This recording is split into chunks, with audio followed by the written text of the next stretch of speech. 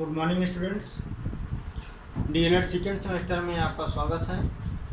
मैं रामचेतन भास्कर, आपका second paper प्रारंभिक शिक्षा के नवीन प्रयास, जिसका हम लोग मिलकर अध्ययन करेंगे। ये हमारा फर्स्ट चैप्टर है। प्रारंभिक शिक्षा के सार्वभौमिकरण है, संवैधानिक प्रावधान और प्रतिबद्धताएं। अर्थात जो प्राथमिक शिक्षा कक्षा 5 तक की शिक्षा के लिए सरकार द्वारा या संविधान द्वारा क्या प्रावधान किया गया है और उसके प्रति हम लोगों की क्या प्रतिबद्धताएं हैं, इसके बारे में हम इसमें अध्ययन करेंगे। तो आइए शुरुआत करते हैं। इसमें हमें क्या क्या पढ़ना है। ऐसे तो बहुत सारी धाराएं हैं, बट हमें पढ़ना क्या है, क्योंकि डीएलएड कक्षा 1 से लेकर 5 तक की बच्चों को शिक्षा ग्रहण करने के लिए अध्ययन कराया जाता है इसमें। तो ये ट्रेनिंग कक्षा 1 से लेकर 5 तक के लिए है। इसमें संविधान के अनुच्छेद 21A, 29(2) और धारा 45 के अंतर्गत शिक्षा संबंधी क्या संस्तुतियां हैं, ये बात कही गई है। दूसरी चीज़ है बालकों के अधिकार क्या हैं, जैसे बाल श्रम, बाल मजदूरी से उनको रोकना, अभिभावकों के क्या कर्तव्य हैं उसमें, इसका अध्ययन हम लोग बालकों के अधिकार जो है बाल अधिकार में करेंगे। और तीसरा जो उसका टॉपिक है निःशुल्क और अनिवार्य बाल शिक्षा का अधिकार अधिनियम 2009, जिसको हम RT एक्ट 2009 के नाम से भी जानते हैं। RTE अर्थात राइट टू एजुकेशन, शिक्षा का अधिकार अधिनियम 2009। शुरुआत करते हैं। प्रारंभिक शिक्षा क्या है। प्रारंभिक शिक्षा से तात्पर्य कक्षा 1 से लेकर के 5 तक की शिक्षा, प्राथमिक शिक्षा, यानी कि कक्षा 5 से पूर्व की जो शिक्षा दीक्षा है उसको हम प्रारंभिक शिक्षा के नाम से जानते हैं। सार्वभौमिकरण का क्या तात्पर्य है, 1 से 5 तक क्या हो गया, प्रारंभिक शिक्षा हो गया। और सार्वभौमिकरण का मतलब है सार्वजनिकरण, सभी के लिए, यानी कि कहने का तात्पर्य है शिक्षा का किसी निश्चित स्तर तक सभी के लिए अनिवार्य और निःशुल्क शिक्षा उपलब्ध कराना। सार्वभौमिकरण से तात्पर्य शिक्षा का किसी निश्चित स्तर तक सभी के लिए अनिवार्य और निःशुल्क शिक्षा उपलब्ध कराना, यह है सार्वभौमिकरण। यानी कि बच्चा किसी भी जाति, धर्म, संप्रदाय, वर्ग विशेष का है, उसे कोई हमें लेना देना नहीं है। संविधान में ये प्रावधान किया गया है कि वो एक निश्चित स्तर तक अनिवार्य और निःशुल्क शिक्षा का होना बहुत आवश्यक है। ये संविधान में प्रावधान किया गया है। इसका संवैधानिक प्रावधान, यानी कि हमारे संविधान में क्या प्रावधान किए गए, उसका हमारे समाज का, शिक्षक का, माता पिता का क्या दायित्व है, क्या प्रतिबद्धताएं हैं हमारी, उसके बारे में हम लोग अध्ययन करेंगे। ऐसे बहुत सारे धाराएं हैं, अनुसूचियां हैं, वो अलग की चीज़ है। हमें अपने कोर्स में पढ़ना है धारा 21A, 29(2) और धारा 45 के अंतर्गत शिक्षा से संबंधित, यानी कि शैक्षणिक हैं वो क्या क्या संस्तुतियाँ प्रस्तुत की गई हैं संविधान द्वारा, संविधान के अंतर्गत क्या दी गई हैं, उसका अध्ययन हम लोग करेंगे। दूसरी चीज़ है बालकों के अधिकार। तो आइए शुरुआत करते हैं सबसे पहले 21A के बारे में। 21A क्या है, धारा 21A। धारा 21A 6 से 14 वर्ष तक के सभी बच्चों को अनिवार्य और निःशुल्क शिक्षा देने का प्रावधान इसमें किया गया है। ये धारा 21 में 6 से 14 वर्ष तक के सभी बच्चों को अनिवार्य रूप से, कंपलसरी रूप से सभी को फ्री में शिक्षा दी जाएगी, कोई भी उसका शुल्क नहीं लिया जाएगा। ये संविधान संशोधन कब किया गया, वर्ष 2002 में। वर्ष 2002 में 86वां संविधान संशोधन किया गया। आपके परीक्षा में क्वेश्चन आते हैं कि 86वां संविधान संशोधन कब किया गया, तो 86वां संविधान संशोधन कब किया गया, वर्ष 2002 में।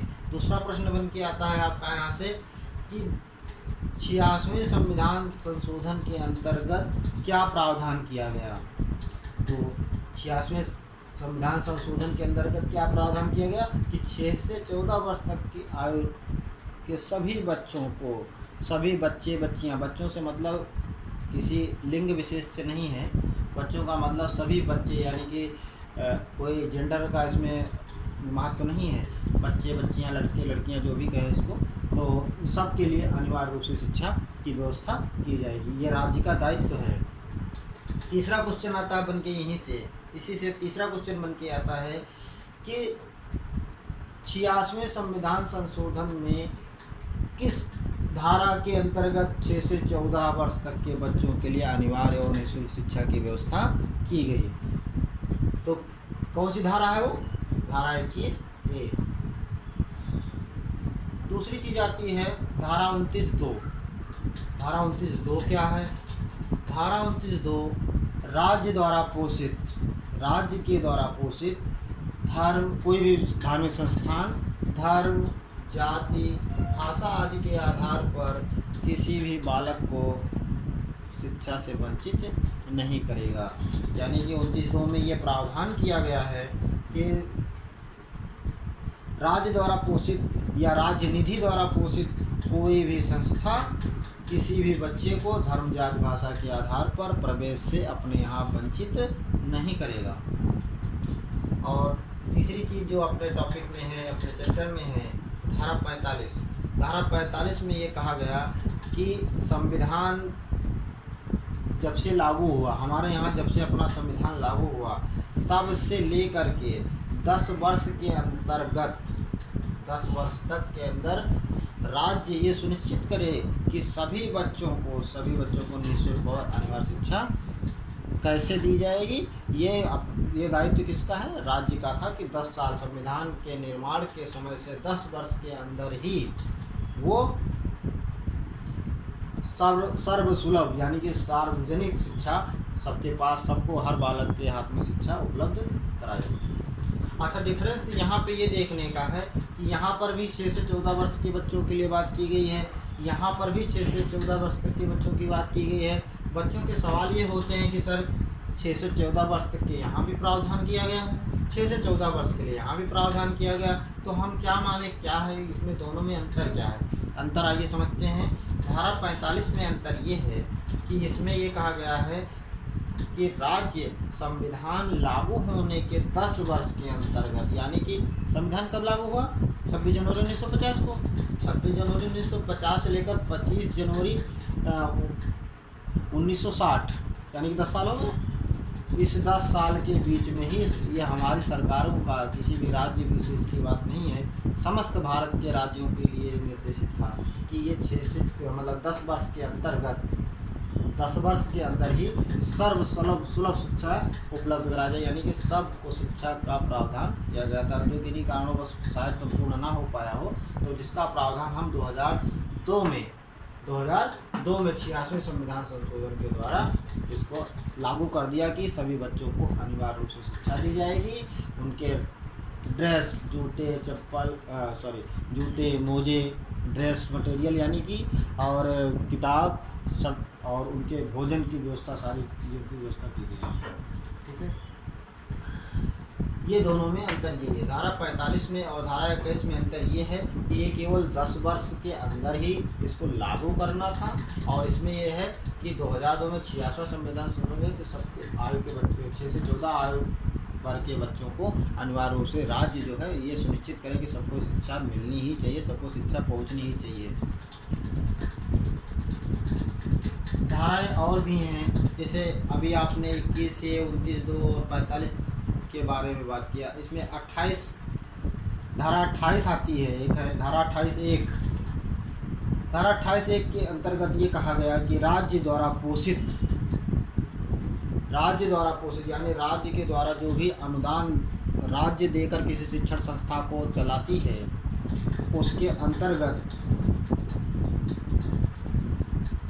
कोई भी शिक्षण संस्थान, राज्य द्वारा पोषित कोई भी शिक्षण संस्थान किसी भी धर्म की शिक्षा यानी कि धार्मिक शिक्षा नहीं प्रदान करेगा, नहीं देगा। यानी कि 28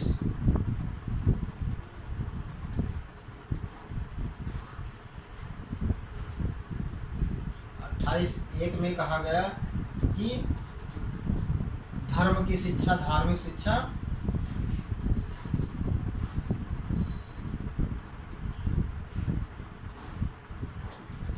नहीं, और इसी के अपोजिट, बात को समझिए, समझने की कोशिश करिएगा। इसी के अपोजिट धारा 30 में कहा गया था,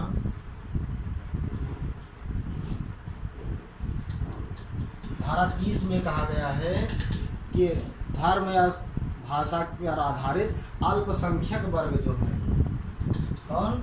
अल्पसंख्यक वर्ग,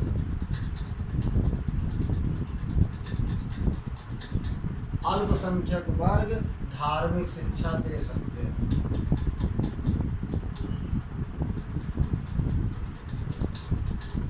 लेकिन इसमें ये धारा मतलब इस धार्मिक शिक्षा दे सकते हैं, धारा 30 में कहा गया, लेकिन इसमें राज्य का कोई भी अनुदान इनको नहीं दिया जाएगा, इसका कोई प्रावधान नहीं है। ये अपने ही धनराशि पे, अपनी अनुदान पे, अपनी ही देख रेख में ये धर्म की शिक्षा दे सकते हैं। ये दो चीज़ें, इसमें भी डिफरेंस समझिएगा। ये आपके कोर्स की बात नहीं है, इसको लेकिन समझ लेने की ज़रूरत है कि 29(2) में कहा गया कि धर्म, जाति, भाषा के आधार पर प्रवेश से वंचित नहीं किया जाएगा, और 28(1) में कहा गया कि किसी भी राज्य का जो भी संस्था है वो धार्मिक शिक्षा प्रदान नहीं करेगी। जो पोषित है राज्य द्वारा या राज्य द्वारा जो भी पोषित विद्यालय हैं उनमें धर्म की शिक्षा नहीं दी जाएगी। और धारा 30 में कहा गया कि अल्पसंख्यक वर्ग चाहे तो धार्मिक शिक्षण संस्थान का स्थापना कर सकते हैं, लेकिन उनकी किसी भी कार्यविधि में सरकार का कोई योगदान, कोई अनुदान नहीं होगा। ये चीज़ें इसमें है, ये आपके कोर्स की चीज़ें नहीं है, आपकी जानकारी के लिए बता दिया। इसमें ये चीज़ें आपके कोर्स में नहीं है।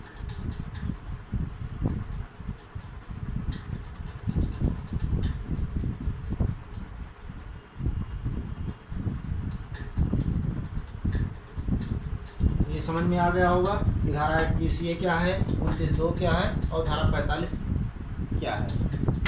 अंतर समझ में आ गया होगा।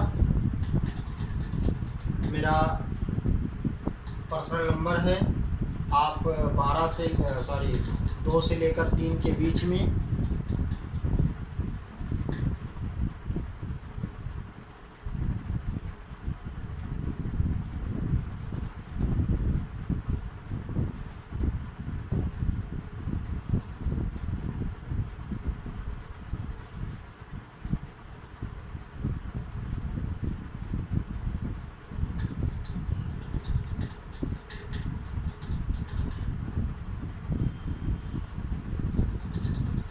इस मोबाइल नंबर पर आप 2 से लेकर 3 बजे के बीच में कोई भी प्रश्न है, कोई भी सवाल है, आप मुझसे पूछ सकते हैं। Thank you.